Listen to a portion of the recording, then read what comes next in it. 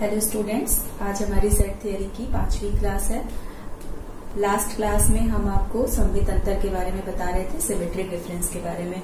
Symmetric difference को denote करने के लिए हमारे पास दो सिंबल हैं, एक ये सिंबल या एक ट्रायंगल जैसा भी बना सकते हैं। सिमेट्रिक डिफरेंस का मतलब क्या होता है?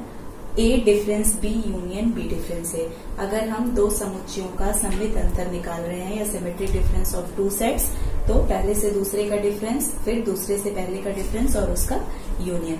हमने कहा था आप लोगों को क्वेश्चन बेसिस पे आप इसके लिए एक फॉर्मूला भी बना सकते हैं, और लास्ट क्लास में हमने आपको एक फॉर्मूला बना के दिखाया था जो किसके बराबर था? ए यूनियन बी में से अगर हम ए इंटरसेक्शन बी के एलिमेंट्स को एलिमिनेट कर देते हैं तो हमको सिमेट्रिक डिफरेंस हमारा मिल जाता है दो समुच्चयों का या दो सेट्स, दो गिवन सेट्स का जो दिए हुए हैं ए और बी। तो आज हम उसका प्रूफ देखेंगे कि किस तरीके से हम उसको प्रूव कर सकते हैं। कुछ चीजें हमने आपको बताई थी, अगर आपको याद हो तो, नहीं याद हो तो उसको रिकॉल कर लीजिए कि if x is element of a union b, तो इसका मतलब होता है x is element of a और x is element of b. ये तो क्लियर है। क्या हो अगर x is not the element of a union b? x अगर ए यूनियन बी में नहीं है, अगर ए में होता सिर्फ तो भी ए यूनियन बी में होता, अगर सिर्फ बी में होता तो भी ए यूनियन बी में होता, लेकिन वो ए यूनियन बी में नहीं है। इसका क्लियर कट मीनिंग क्या है कि x ना तो ए में प्रेजेंट है और x ना तो बी में प्रेजेंट है। तो ये जो और शब्द है या इंग्लिश में जो एंड शब्द है वो क्लियरली इसमें डिफाइन हो रहा है, क्योंकि दोनों ही पार्ट कंपलसरी हैं। एंड के पहले वाला पार्ट भी कि x ना तो a में हो ना तो b में हो, क्योंकि अगर वो a में नहीं है और b में प्रेजेंट हो जाता है तब भी वो a यूनियन b का पार्ट होगा। तो x को ना तो a में प्रेजेंट होना है और ना तो b में प्रेजेंट होना है, क्योंकि हमारा स्टेटमेंट क्या है? x is not the element of a union b। तो इसका मतलब होता है x is not the element of a and x is not the element of b। यहाँ पर आप देख सकते हैं, जब x is element of a union b, यानी कि x जब ए यूनियन बी का एलिमेंट है, तब उसके लिए स्टेटमेंट क्या है? x is element of a और x is element of b। लेकिन जब हमारा स्टेटमेंट नेगेटिव स्टेटमेंट में कन्वर्ट हो रहा है, यानी कि x is not the element of a union b, तो उसका मीनिंग क्या हो रहा है? यानी कि x is not the element of A and x is not the element of b। दोनों ही सिचुएशंस जो है, ये वाला भी कंपलसरी है और ये कंपलसरी सिचुएशन के लिए हम एंड वर्ड का यूज करते हैं।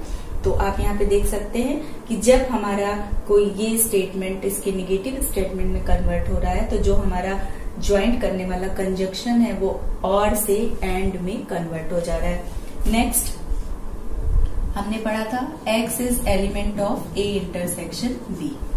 तो इसकी मीनिंग क्या होती थी? x is element of a and x is element of b। x को कहाँ और कहाँ प्रेजेंट होना होता था? अब ये बाउंडेड सिचुएशन है, x a में होगा और x b में होगा। जब दोनों जगहों पे प्रेजेंट होगा तब जाकर के x किसका एलिमेंट बनेगा? a इंटरसेक्शन b का एलिमेंट बनेगा। अब अगर हमें इसी का नेगेटिव स्टेटमेंट लेना है, यानी कि x is not the element of a intersection b, तो इसका मतलब क्या होगा? x अगर a में है और b में नहीं है तब भी वो दोनों में नहीं है तब तो नहीं ही होगा।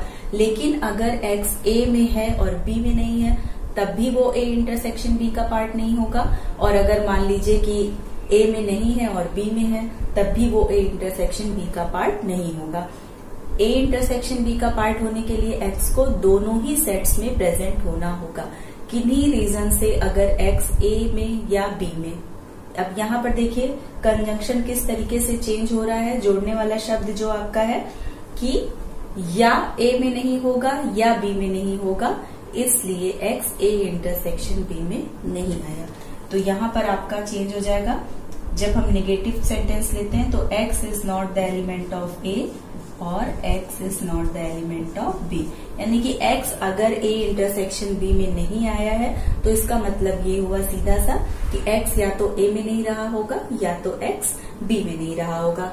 अब इसी स्टेटमेंट को आप लोगों ने कॉम्प्लीमेंट पढ़ा है, तो कॉम्प्लीमेंट के फॉर्म में किस तरह से लिख सकते हैं, अगर x is element of A union B then x is not the element of A union B का कॉम्प्लीमेंट। अगर x A यूनियन B में प्रेजेंट, क्योंकि हमें पता है पूरक समुच्चय या कॉम्प्लीमेंट्री सेट्स कैसे होते हैं, अगर कोई एलिमेंट A में प्रेजेंट है तो वो A के कॉम्प्लीमेंट में प्रेजेंट नहीं होगा। तो इसका मतलब अगर x कोई एलिमेंट है वो A यूनियन B में प्रेजेंट है तो A यूनियन B के कॉम्प्लीमेंट में प्रेजेंट नहीं होगा। ठीक उसी तरीके से x is element of A intersection B, अगर x एलिमेंट है A इंटरसेक्शन B का तो x कहाँ प्रेजेंट नहीं होगा, x is not the element of A intersection B का कॉम्प्लीमेंट, उसके कॉम्प्लीमेंट में प्रेजेंट नहीं होगा। तो इन स्टेटमेंट्स को या तो हम इस तरीके से डिफाइन कर सकते हैं या तो उनको डिफाइन करने का एक तरीका ये है, जिस तरीके से जब हम अभी आगे चल के डी मॉर्गन्स थ्योरम प्रूव करेंगे या अभी कुछ अलजेब्रा के लॉज होते हैं जिनको अलजेब्रा की प्रत्येक संक्रियाएं फॉलो करती हैं, तो उन लॉज को जब हम प्रूव करेंगे तो हमें जरूरत पड़ेगी, तो अपनी जरूरत के हिसाब से हम उन स्टेटमेंट को या तो इस तरीके से यूज कर सकते हैं या तो इस तरीके से यूज कर सकते हैं, वो हमारी क्वेश्चन की डिमांड के ऊपर डिपेंड करेगा। तो आइए अब हम लोग, ये जानना आपके लिए जरूरी था, इसे आप अच्छी तरीके से नोट कर लीजिएगा।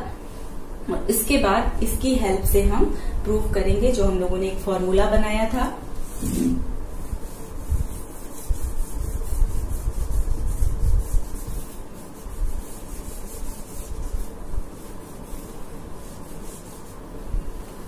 हमारा फॉर्मूला क्या था, A difference B union B difference A is equal to A union B difference A intersection B। चलिए आइए स्टार्ट करते हैं। हमारा लेफ्ट हैंड साइड क्या है, लेफ्ट हैंड साइड हमारा मेन फंक्शन है जिसको हमको प्रूव करना है राइट हैंड साइड के बराबर। हमने इस रिजल्ट के जरिए ये रिजल्ट निकाला था ट्रायल एंड एरर मेथड से, तो हम इस रिजल्ट को प्रूव करेंगे इस रिजल्ट के बराबर। लेफ्ट हैंड साइड हमारा क्या है, A difference B union B difference A। Let x is element of A difference B union B difference A। हमने आना x कोई एलिमेंट है जो इस पूरे सेट में, अभी देखने में आपको ये 4 लग रहा है, लेकिन जब हमने क्वेश्चन सॉल्व किया था तो कंबाइन करके वो क्या होता है, अंत में जाकर के एक सेट बन जाता है। तो x ये देखने में इतना बड़ा लग रहा है, लेकिन जब अगर हम इसको सॉल्व करेंगे तो ये सिंगल सेट में कन्वर्ट हो जाएगा। तो यहाँ पर अभी आप इसको एक सिंगल सेट की तरह एज्यूम करिए। Let x is element of A difference B union B difference A। तो x अगर इसका एलिमेंट है तो इसका क्या मतलब हुआ, अब A डिफरेंस B एक सेट है और B डिफरेंस A एक सेट है, और बीच में साइन कौन सा यूज हुआ है, यूनियन का साइन हुआ है। तो इसका मतलब x या तो A डिफरेंस B का एलिमेंट होगा या तो x B डिफरेंस A का एलिमेंट होगा। अगेन हम उसको उसी तरीके से सेट बिल्डर फॉर्म में देखिए, हमने लिखा है x is element of A difference B और x is element of B difference A। फिर अब इसको हम एक एक स्टेटमेंट को बारी बारी से खोलते जाएंगे। सेट बिल्ड अभी ये था, अभी हमने इसको यहाँ से सिर्फ यूनियन को हटा के सेट बिल्डर फॉर्म में कन्वर्ट किया, यानी कि और लिखा है। अभी यहाँ पर हमको और भी सिंबल्स दिखाई कर दे रहे हैं, 1 बाय 1 सारे सिंबल्स को हटा करके हम सेट बिल्डर फॉर्म में कन्वर्ट करेंगे। तो again x is element of A difference B। इसका क्या मीनिंग होता है कि अगर x A डिफरेंस B का एलिमेंट है तो x किसका एलिमेंट होगा, A का, और नेसेसरी कंडीशन क्या है उसके साथ साथ कि x B का एलिमेंट बिल्कुल भी नहीं होगा, यानी x is element of A and x is not the element of B। और का सिंबल हमारा है उसको हम एज इट इज और उतार देंगे।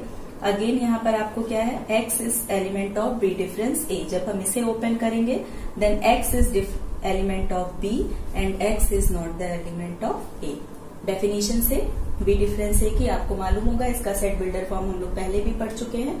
तो अब यहाँ पर हमारे पास कोई भी सिंबल नहीं बचा हुआ है इस लाइन तक, तो इसे हम कैसे खोलेंगे। खोलने का तरीका आप अच्छे से देखिएगा। जब हम कोई ब्रैकेट या कोई भी चीज खोलते हैं तो ब्रैकेट के पहले अगर मान लीजिए 2 पद लिखे हुए हैं या 1 पद लिखा हुआ है, जितने भी पद लिखे रहते हैं, पहला पद जो सबसे पहले आता है, पहले उससे ब्रैकेट के अंदर या जो भी बारी बारी से मल्टीप्लाई करना हो, डिवीजन, जो भी ऑपरेशन दिया उसको करते हैं, फिर सेकंड एलिमेंट लेते हैं। वो ही प्रक्रिया अपनानी है, लेकिन बहुत ही केयरफुली। आप ध्यान से देखिएगा, हम सबसे पहले हमने चूज किया है x इज एलिमेंट ऑफ ए, क्योंकि सबसे पहला एलिमेंट क्या है इसमें, x इज एलिमेंट ऑफ ए। यहाँ पर 2 हैं और इसके सापेक्ष हमको इसमें खोलना है। तो x इज एलिमेंट ऑफ ए हमने उतार दिया। दूसरा एलिमेंट है, अभी हम उसको छोड़ देंगे, यानी कौन सा, ये। तो x is element of a, और का सिंबल लिया और इसका रिलेशन बनाया किसके साथ में, इस पूरे स्टेटमेंट के साथ में। वो पूरा स्टेटमेंट क्या है, x is element of b and x is not the element of a। खत्म हो गया। फिर उसके बाद सिंबल कौन सा यूज हो रहा है, एंड लिखा हुआ है। सपोज दैट अगर यहाँ पे प्लस या माइनस होता तो आप उसे उसी तरीके से उतारते। यहाँ पर क्या लिखा हुआ, चूंकि हम सेट थियरी पढ़ रहे हैं, यहाँ पर 2 ही चीजें, 2 वर्ड्स यूज होते हैं, और या फिर एंड लिखा हुआ, आपने एंड को एज इट इज उतार दिया। नेक्स्ट आपका स्टेटमेंट क्या है, x is not the element of b, then x is not the element of b, और उसको सेकंड वाले स्टेटमेंट से जोड़ने के लिए कौन सा वर्ड लिखा हुआ है, और वर्ड लिखा हुआ है, आपने और लिख दिया। x is element of b and x is not the element of a। तो आई होप आपको यहाँ से इसका एक्सपेंशन यहाँ तक क्लियर हो गया होगा। अब यहाँ पर हम इसको 2 स्टेटमेंट है, आप देख सकते हैं, एक ये स्टेटमेंट और दूसरा ये स्टेटमेंट। अभी हम इसे एक बार और ओपन करेंगे। एक बार और ओपन करने के लिए क्या करेंगे, x, यहाँ पर फिर अगेन क्या है, x is element of a और x is element of b। फिर वर्ड कौन सा बचा, and, x is element of a और x is not the element of a। Same इसी प्रोसेस को यूज करेंगे, x is not the element of b और x is not the element of x is element of b। Then word कौन सा बचा, and, उसको as it is उतार लेंगे। फिर x is not the element of b और second statement क्या है, x is not the element of a। तो आई होप यहां तक समझ में आ गया होगा। अब हमारे पास स्टेटमेंट बनाने के लिए पेयर्स बन चुके हैं। आप देख रहे होंगे, इसका पेयर और ये सब कुछ पेयर में है, और कोई भी सिंबल यूज करने के लिए हमें पेयर में चाहिए होता है, ये तो मालूम होगा।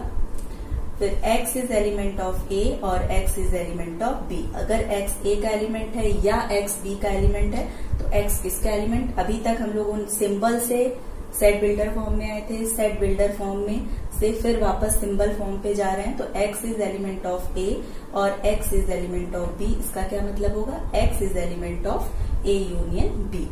अब नेक्स्ट है x is element of a और x is not the element of a। x a का एलिमेंट है और या फिर x a का एलिमेंट नहीं है, यानी कि या तो a में है या तो a में नहीं है। तो कहाँ पर होगा, यूनिवर्सल सेट में। आपको याद होगा, हमने बताया था कि सभी एलिमेंट्स चाहे वो किसी समुच्चय में हो या ना हो, यूनिवर्सल सेट का पार्ट होते हैं। तो यानी x अगर a में है या a में नहीं भी है तो भी वो कहाँ पर प्रेजेंट होगा, यूनिवर्सल सेट में प्रेजेंट होगा। तो यहाँ पर एक स्टेटमेंट हमारा कंप्लीट हो चुका है। नेक्स्ट यहाँ पर same, x is not the element of b और x is element of b, यानी x या तो b में नहीं है या तो b में है। तो b में नहीं है या b में है, उस कंडीशन में x कहाँ पर होगा, क्लियर कट, वो यूनिवर्सल सेट में प्रेजेंट होगा। तो x is element of universal set, and को हम एज इट इज लिख देंगे। अब यहाँ पर आप ध्यान दीजिए, x is not the element of b और x is not the element of a। हमने आपको बताया था किसका नेगेटिव है ये, x is not the element of a intersection b। x अगर b में नहीं हुआ या a में नहीं हुआ तो वो कहाँ पर प्रेजेंट नहीं होगा, a इंटरसेक्शन b में प्रेजेंट नहीं होगा। उसी को लिखने का एक दूसरा तरीका, या तो आप डायरेक्ट, क्योंकि कुछ बच्चों को प्रॉब्लम आ सकती है कि हमने यूनिवर्सल सेट का इंटरसेक्शन कैसे डायरेक्ट नेगेटिव सेट के साथ कर दिया है। जिन्हें यहाँ से ना समझ में आए उनके लिए है, अगर x is not the element of a intersection b तो इसका मतलब क्या होगा, x is element of a intersection b का कॉम्प्लीमेंट। और जब हम x is element of u and x is element of a intersection b के कॉम्प्लीमेंट का इंटरसेक्शन करेंगे तो क्या आ जाएगा, यूनियन और किसी भी सेट का इंटरसेक्शन उस गिवन सेट के बराबर होता है। तो x is element of a intersection b का कॉम्प्लीमेंट, और फिर अगेन वहां से क्या आ जाएगा, x is not the element of a intersection b। उस रिजल्ट को हमने डायरेक्टली यहाँ पर यूज कर लिया है। आप ये देख लीजिए, चाहे आप इसे डायरेक्टली लिख सकते हो और जिन्हें डायरेक्ट नहीं समझ में आ रहा है उनके लिए यहाँ पर एक्सप्लेनेशन दिया हुआ है, उसे आप देख लीजिए। अब यहाँ पर हमारा स्टेटमेंट हो गया x is element of a union b and x is not the element of a intersection b। इसका मतलब क्या होगा, a यूनियन b में है और a इंटरसेक्शन b में नहीं है। एंड के लिए अगेन हम डिफरेंस का साइन यूज करेंगे। This means x is element of a union b, difference a intersection b।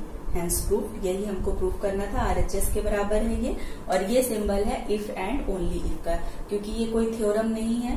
तो इसलिए अगर हम थ्योरम प्रूफ करेंगे तो हमने आपको पहले ही बता दिया था कि हमको लेफ्ट हैंड साइड से राइट हैंड साइड और राइट हैंड साइड से लेफ्ट हैंड साइड जाना पड़ेगा, क्योंकि एक रिजल्ट है। लेकिन अगर आप चाहें तो इसे राइट हैंड साइड से लेफ्ट हैंड साइड भी जाके प्रूव कर सकते हैं, वो आपको और ज्यादा इजी पड़ेगा। तो ये है इसका प्रूफ, आप देख सकते हैं कि A difference B union B difference A आपका बराबर होता है A union B difference A intersection B। तो ये प्रूफ हो चुका है, ये रिजल्ट सिमेट्रिक डिफरेंस का। आई होप आप लोगों को अच्छे से समझ में आ गया होगा, क्योंकि जितने भी थ्योरम्स आपको प्रूव करने हैं सब सेट बिल्डर फॉर्म में और स्टेटमेंट के थ्रू ही प्रूव कर रहे हैं। तो किस सेट को किस तरीके से लिखा जाता है, उसके नेगेटिव को कैसे लिखा जाता है, उसके कॉम्प्लीमेंट का क्या मतलब होता है, ये आपको बहुत बार लिख लिख के कॉपी में प्रैक्टिस करनी पड़ेगी। एक बार में नहीं होगा, लेकिन आप बार बार कोशिश करेंगे, बुक को अपने सामने रखिए, लेक्चर को बार बार ध्यान से देखिए, तो आपको बहुत क्लियर कट समझ में आ जाएगा। और अगर किसी बच्चे को नहीं समझ में आया तो आप जब कल आपकी क्लास होगी इवनिंग में, तो फिर आप कंसल्ट कर सकते हैं। Thank you.